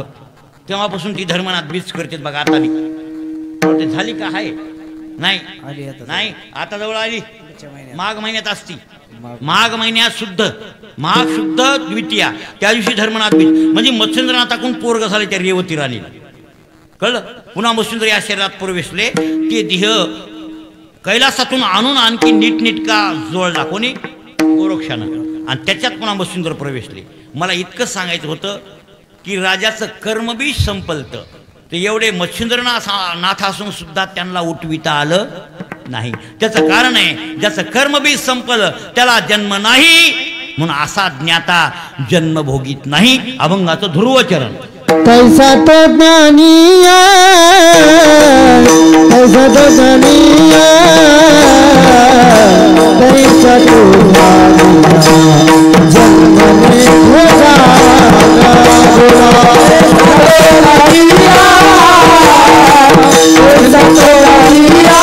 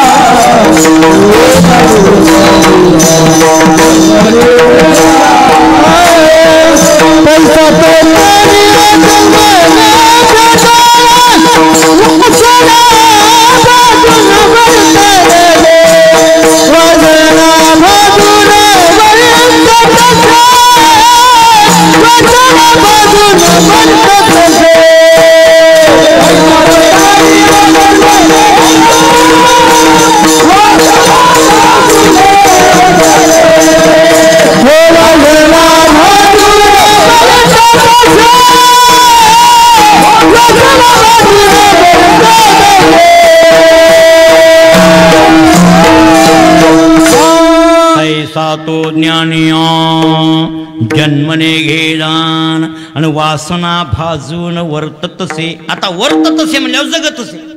आलंच का आणखीन पुन्हा आहे जगतसे. बीज भाजले आणि जगायलाय. कसा जगायलाय? राहिलेलं प्रारब्ध भोगायलाय. पण बी भाजलंय कर्माचं. आता शिल्लक नाही. वासना संस्कार शिल्लक नाही. कर्म शिल्लक नाही. पण जगणं शिल्लक आहे. कसं शिल्लक आहे? वर्ततसे. वर्ततसे म्हणजे जगतसे असा सिद्धांत आहे ना. मी सांगतो तुम्हाला. मुक्ताचे प्रकार दोन. मुक्ताचे प्रकार कसे? दोन. एक जीवनमुक्त, विधेयमुक्त. आता दोन्हीतला फरक सांगतो. जरा थोडंसं जरा आमच्याकडे थोडं लक्ष द्या आणि कृपा करा की महाराज काही सांगायला असं वाटू देऊ नका. विठ्ठल